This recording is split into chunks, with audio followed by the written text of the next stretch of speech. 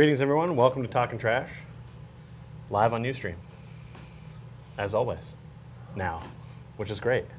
We got a lot of stuff to talk about in sports, and I may not like it, but a lot of things happened. A lot of things happened this past week. We're going to start it off with one hot minute, as we usually do. We also got our word association ready to go. You want to lead it off or follow? Yeah, I'll lead it off. I'll lead it off. So, just want to talk today about the NFL. How the NFL's replacing March Madness with December Madness. Now the NFL, doesn't matter what you do in the regular season, the only objective is to get in the playoffs. As you can see now with the Giants winning 2 road games, San Francisco, even though they had the home field advantage, they pulled off an improbable upset against the New Orleans Saints. And as mentioned with the Giants, they knocked off the defending Super Bowl champ, who about a little more than a month ago everyone thought would probably go undefeated, including us too, right here. Oh, yes. But shows you how difficult it is to do that. So with that being said, the NFL is definitely now the best sport, the biggest sport in the United States. And it's all because of what's going on now in the playoffs. If you're a Philadelphia Eagle fan, you have to be cringing at the what if. The Eagles were one of the hottest teams going at the end of the season, but they missed out on the playoffs. If they were in, they might be looking like the Giants are right now and be looking red hot, looking like they're the team to beat. Conversely, in the AFC, it's got to be a what if scenario, especially when you look at the Houston Texans. Houston could have had home field advantage if they could have beaten the Carolina Panthers at home a month ago. But instead, they got thrashed by Cam Newton and his teammates. One of the biggest reasons why is the Texans had T.J. Yates at quarterback. Now, looking at T.J. Yates, no one expected him to be there. No one expected him to play. I think he exceeded expectations. But T.J. Yates was the third-string quarterback. Matt Leinart played for about a quarter before he got injured after following through after Matt Schwab. But that just goes to show how stubborn some general managers and coaches are when you have people like Donovan McNabb, who's, getting up there in years, but he still has the veteran leadership. He still has the veteran experience that probably could have helped put a team like the Texans over the top against a team like Baltimore, where Yates threw 3 picks and they lost a really tight game. And then in the other matchup, you saw New England dismantle Tim Tebow and the Denver Broncos. Tebow get a lot of the blame. I think they were just happy to be there and finally get into the playoffs, and their season was made when they won that home playoff game in such exciting fashion. So now we're left with 4 teams, and we'll discuss that in a little bit. That we will. You almost make me want to change my topic of one hot minute to counter what you just said, but I'll get to that in a minute because I had something else planned. The University of Vermont men's hockey team finally got a win last Friday at home, beating ranked UMass Lowell, or ranked number 10, and then they subsequently lost on Sunday to Providence. And the third period is really what I want to discuss here, because the third period against UMass Lowell on Friday night, they were down 2-0 going into it. They played gangbusters, they way outshot UMass Lowell, and they tied it up and then won the game in overtime. And that period right there is part of the reason why a lot of Catamount fans are very angry, because they played so well in that period. We know you can play better than you're playing, and yet you don't. Every once in a while, you give us a period like that where you play really great, and in this game, it was enough to get it done. But in a lot of games, it's not. There are 3 periods, play them all, because you came out and stunk it up on Sunday against Providence, but it seems like you only seem to really get up for teams that are ranked, and then every once in a while, you have that good period. But we know you can play that good, so do it on a regular basis. If they didn't play that well on a regular basis, Gabe, all I'm saying is that we wouldn't expect that much of them. There's a lot of injuries, kind of a down year for the team. We'd be able to accept it if we didn't ever see a period like we saw Friday night, because that leaves us wondering, scratching our head. What's going on? Yeah, but when it comes to Vermont hockey this year, I think a microcosm of their season had to be the game at Fenway. They had UVM had a 5-minute power play advantage with the score tied. Sure. I think they had over 9 minutes in power play opportunities in the third period and overtime. can't put the puck in the net, and then when we're at even strength with 2 minutes left or fewer in overtime, they take a stupid penalty, and within less than a minute, the opposing team hammers in the game-winning goal. I think that's more the UVM that we've seen this year, even though it's nice to see the UVM that defeated UMass Lowell, but it just seems that this UVM team doesn't have a propensity to putting the puck in the net, and that, at the end of the day, that's what the game's about. And then you put so much pressure on the goalie to, I mean, Rob Madore must feel if he gives up 2 goals, the game's over. Right.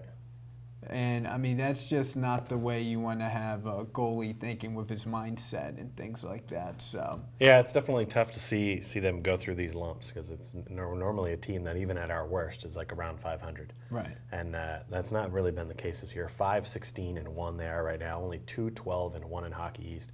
Their next matchup is coming up again with UMass, and so hopefully that's one of the teams they've beat, and they went to overtime with them, so maybe they can get another one. I don't know. But they're going to need to play a lot harder, and they're going to need to have more of those periods like they had on Friday night. Yeah, I think right now UVM's probably relegated to the fact that they're not going to make the playoffs. So what I think you want to see is the development of the younger players, try and build some momentum into next year. Because with the incoming recruiting class, which they're all good until they get here. But with the incoming recruiting class, if you can also get some of these younger players to step up and get some more valuable experience, I think next year is, pretty much where you have to be pointing towards right now. All right, well, let's get back to the NFL playoffs. Yeah. I got to say what I got to say because I heard your 1 hot minute, which wouldn't have expanded to 2 hot minutes. But that's all right because there was a lot of stuff going on in the NFL. And I, unfortunately, did not get to see a game because we were too busy at Gutterson Fieldhouse. But I was on my Score Center watching games go crazy and thinking this can't be really happening and all the things that went down. And I just am disgusted with the outcome. I know that the Ravens and the Patriots are the top 2 teams in the AFC, but they're just not interesting. I mean, it's pretty much the same units out there all the time when you're getting sick of them. And you had the opportunity to see the Packers and the Saints go toe-to-toe and just throw the ball all over the place and get crazy like they did in the opening game of the year. And we get robbed of having either one of the teams in there because defense decided to step up. And now you've got the Giants, who shouldn't even be in the playoffs. They're in the Broncos category of, yeah, we made it because we won our division. And now the 49ers, who look to be in the driver's seat at home. I wanted shootouts, Gabe, and I'm getting defense, and I'm not happy about it. And I am really, really close. I don't know if there's a matchup in the Super Bowl that I'll be watching. Wow. Because I boycott Patriot games. I won't watch them. I understand you, but don't you watch Patriot games just to watch them lose? Well, it doesn't happen enough, Gabe, so I've just decided to stop watching them. And that way, if they win, it doesn't anger me, and if they lose, then I still like it either way. Well, first things first, we need to get you TiVo. We need you to get you so TiVo so you can watch the game. All right, so you get to see the game. But I got the NFL Network. I watch the game rewinds when they come back in there, and I get to see the action later, but I don't always see it live. Come on, so are you really a stickler for offense? I mean, is that all you want to see is offense, offense, offense? I do like to see a good mix sometimes, but I think with the way that this season was shaping out, when you had the Packers, who looked so dominant, like you said, that we thought they were going to go undefeated. They just looked like a juggernaut, and you saw the Saints and the points that they're putting up, and like the game they had with the Lions, and just throwing the ball everywhere. You wanted to see those 2 teams collide. I did. I mean, I just wanted to see them go crazy with the offense and see, who could do it better. But now we get neither one of those teams, and it's just, I mean, you can say what you want, but it's not a sexy matchup to watch a defense destroy on another defense, i.e. BCS championship game, which was boring as sin. I know we didn't have a show last week, and you haven't talked about it yet, but, I mean, that's the kind of scenario I feel like you get into sometimes when you have those defensive teams. So are you thinking games. Giants, 49ers is going to be 13-10? Yeah, it could be. It could very easily be a 13-10 game, which could still be a good contest at the end, but what are you watching for the first 3 quarters? I feel when the game's 13-10, something like that, every play matters, because if there's a punt return for a touchdown, that could be the play that changes the game. If there's a turnover, that changes the complexion of the game. If someone hits a 50-yard pass play, maybe that's the play that wins the game, especially when teams are so evenly matched, especially with the Giants and the 49ers, or it appears to be. When we have these offensive shootouts, it's like you can change the channel and both teams score 2 touchdowns and Yeah. You know, you're right back in it. So Well, I don't know. I'm more of an old school guy. I like to see defense. I'm not a big fan of the rules being so friendly to the quarterbacks and the wide receivers. I'd like to see the defense get a chance. And then, too, I really find when that comes into play, you find out who the tougher team is. You know, it is football. I'll agree who's tougher. I understand. I feel like most of those games are won in the trenches because I don't feel like they get enough credit. It always goes to other people. But I really feel like your defensive line and your offensive line is that's where the game's won. If I was building a team, I'd start with the offensive line. I'd start with the defensive line on the other side because that is where the game is literally won. And I agree with you. I don't like all the quarterback rules and all the rules for the receivers, and it kind of gives them an advantage that they didn't have years ago. Years ago, a really good wide receiver had to work for it. And I feel like in today's NFL, there are some receivers that are just good because they're tall or because they're big and they position their body right so that they get, you know, it's not as good as it was. But I think that they're understanding that offense breeds interest into a game. And I mean, the same way that people love the home run and the long ball, and the chicks dig it. It's the same way in the NFL where you want to see some points on the board. You don't want to see these offensive struggles. And I don't know if this game's necessarily going to be that way. I think that Alex Smith had a coming out party the other day. I think there are some people that going into this game may have not known who the 49ers quarterback was, and that's fine. But you learned the other day because he went toe-to-toe with Drew Brees and came out the victor. Impressive. I don't know if he can do it twice. I don't know if he can do it twice in a row. And even though they're at home, I would think you got to favor the Giants here. Yeah, I think the Giants are probably favored because they have Eli instead of Alex Smith. You switch the guys off each team, then you would pick the 49ers. Conversely, with the Patriots, more people have confidence in Tom Brady than they do Joe Flacco. Hence, you'll probably favor the Patriots. So I think that's where you stand in terms of the playoffs and how people are anticipating these matchups coming up this weekend. Yeah. Well, so you think Giants are winning, and who do you like in the Ravens-Patriots game? See, I like the Giants to win in a close one. Would not be surprised whatsoever if the 49ers pulled it out. The Patriots game is pretty interesting to me. I could see the Patriots winning by 2 scores or the Ravens winning a close one. So it'll be really interesting to me to see how the Ravens attack the Patriots. Because I feel like when the Broncos played, not that it would have mattered much, but they relied so heavily on the run. It's like you need to, if they're stacking the line, you have to pass. Yep. You have to pass, and then that'll open up the running game. But the Broncos were just so conservative, they never even had a shot. Where I think Baltimore's a little more diverse with their talent. They can throw the ball a little bit, and they have Ray Rice to run the ball. So I think the Ravens have a good chance to win the game, especially if their defense can guard Gronkowski and Aaron Hernandez. Well, that's no one's been able to figure out how to do that yet.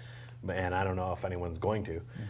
But this is a game where I feel like, the Ravens, obviously their strength is on defense, and the Patriots, their strength is on offense.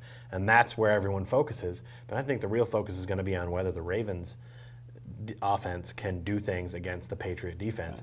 Neither one of those is awesome, but I think I give a slight nod to the Ravens. But the Patriots are home here, and I kind of like that being in their favor. If I had to pick a team, I'd pick them because I picked them at the beginning of the playoffs. I just felt like, and I remember saying this right as the end of the year was coming up. I remember saying, this is one of those years where there's really only like one dominant team in the Packers, where it seems like the Patriots and the Giants always seem to find their way to the Super Bowl. And now here they are, one game away. And it's just silly that like no other team steps up and stops them and stops this, because I can watch the Patriots and Giants every week on my television. They're the local games. Give me something else. Sick of it, Gabe. You might get another dose of it. May get another dose, but I'm sticking with my playoff pick of the Ravens. I just think they might be a little tougher than the Pats. So. Well, let's hope so. Then I'll watch the Super Bowl. Okay. And I like me some Super Bowl. All right. I've got some word association. You want to do some of that? Yeah, let's go for it. All right. You want to give or receive? I will receive. All right. I'm going to start out with Kobe Bryant. Turning back the clock. Mark Sanchez. Makeover. Serena Williams. Australian Open champ. Now I'm giving you an option. The better Harbaugh, Jim or John? Jim. And the man just turned 70 years old. He may be the greatest of all time. Muhammad Ali. God bless him. No one's going to argue with you on that one. All right, you ready? I'm ready. I'm always ready. Okay. Best team in college basketball right now. I know they're number one, but I'll say Syracuse. Okay. The Boston Celtics. Aged. Carl Crawford.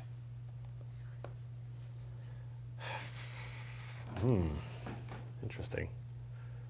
I don't know. I'm going to say question mark. Okay. Confused by that one. You didn't hear he got, he's injured. He's injured now. He's going to have wrist surgery. I did not hear about that. Oh, okay. It just came out. Not up to date on my Red Sox news. It's okay. It's all right. Big waste of money that was. Aaron Rodgers. Discount double check.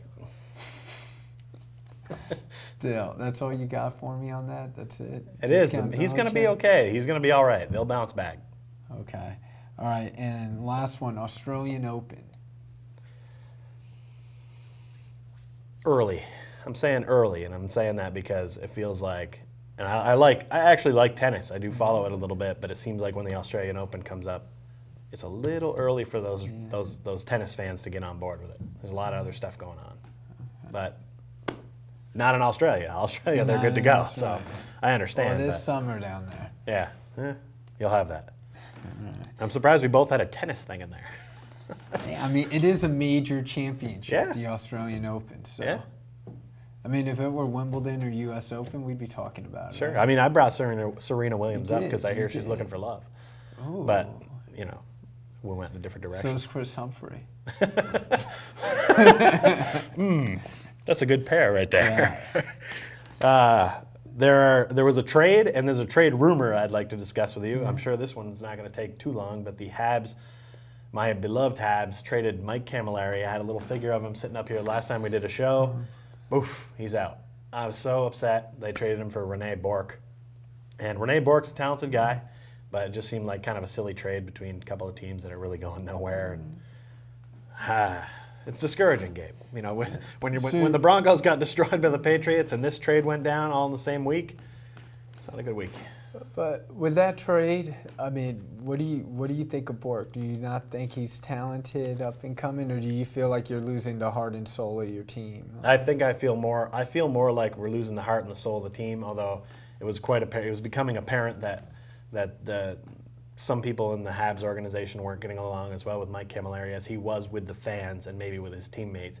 But that guy wore the C. He was the captain there, and I feel like Rene Bourque is maybe equally as talented. I'm not really sure. It's, apples to oranges. But it just seemed like almost an unnecessary trade as far as talent goes. So I think that there must have been something else going on behind the scenes. And I know he got traded right after he made some comments about how the Canadians were preparing for games like losers. And I guess they were trying to trade him before, so it wasn't based on that, but there had to have been a little bit of that in there. But you know what? I don't care about that. If I've got a captain, I want him to say stuff like that. I want him to challenge our team to get better because he knows they can play better. That's the same kind of captaining we could use on a lot of programs that we may or may not work for. It would just be nice to have somebody who would vocalize it and get the guys fired up for stuff instead of being in that mind frame. And I felt like that's what Mike was trying to do, and now they've shipped him off, and it seems like now they're going to have to go in a whole different direction. Yeah, I guess there's a couple trains of thought. We're losing with you. We can lose without you. True. Maybe it's also a ploy by management saying, hey, if you misstep or misspeak, we Right. get rid of the captain, you know you're expendable. Well, that's what it looks like. Yeah, so, I mean, it just seems that the Canadians, they have so much pressure on them to be a good product. I mean, they're Canada's team.